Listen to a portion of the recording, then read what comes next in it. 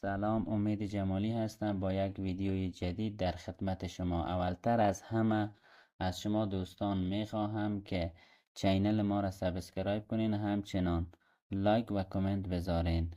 ویدیوی امروز ما را میخواهیم در مورد اینکه در یک گوشی میتونیم چند تا اکانت تلگرام بسازیم به شما آموزش بدهم. خب در یک گوشی میتونیم تا 12 حتی بیشتر هم اکانت بسازیم از تلگرام. روی تلگرام کلیک میکنیم دوستان، یک اکانت ما کمیجه شده، روی 3 نقطه میزنیم.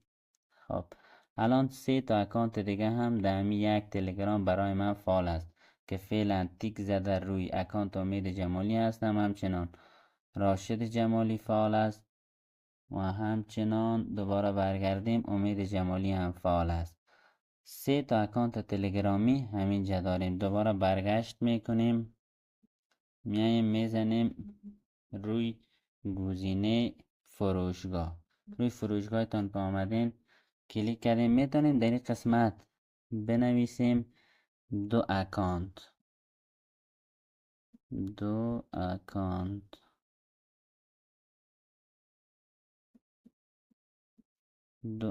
رو سرچ میکنیم، منتظر میمونیم تا برای ما بالا بیاره برنامه ها را. خود دوستان عزیز، اینم برنامه دو اکانت ما. یکی از برنامه دو اکانت ما که در گوشی من الانم نصب است همین است.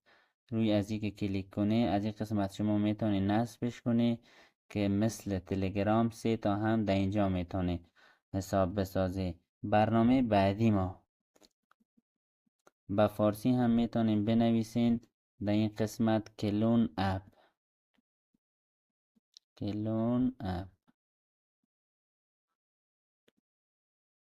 سرچ میکنیم دوستان، این از برنامه کلون اپ که 3 تا مثل تلگرام داخل از این هم میتونیم حساب بسازیم، به خاطر ایردراپ ها استفاده کنیم.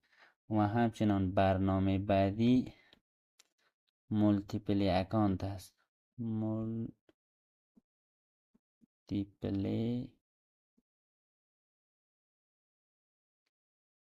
خب اینجا برای ما بالا آورده است این گزینه را، مولتیپلی اکانت. و برنامه مولتیپلی اکانت ما این است. چند حساب فضای دوگانه که روی گوشی من نصب است که در هر کدام میتونیم 3 تا فعال کنیم. حالا میریم کلون اپ میبینیم. خب دوستان، این برنامه دو اکانت من است که 3 تا تلگرام داخلش فعال است. هی هم کلون اپ، همچنان مولتی اکانت. میخواهم حسابایی که داخل مولتی پلی اکانت است و شما نشان بدهم. روی ازی کلیک میکنیم. اگر با اینترنت خاموش برین داخل بهتر است، چون اعلانا را برای ما قطع میکنه.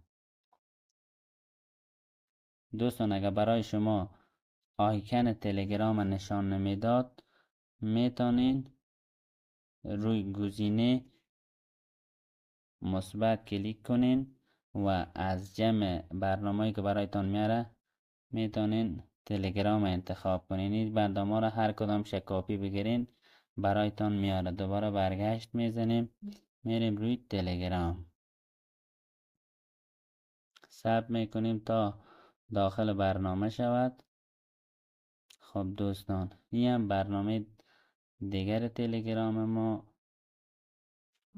روی 3 خط که کلیک کنیم، این هم 3 تا حساب دیگه من: نظیر جمالی، محمد عباس خلیلی، خلیل جیران. روی ازی کلیک کنیم. این دوستان، این بود ویدیوی امروز ما. خدا کنه که برای شما مفید واقع شود و برای ایردراپ ها بتانی ازش استفاده کنید. تا ویدیوی بعدی، خدا حافظ و ناصرتان.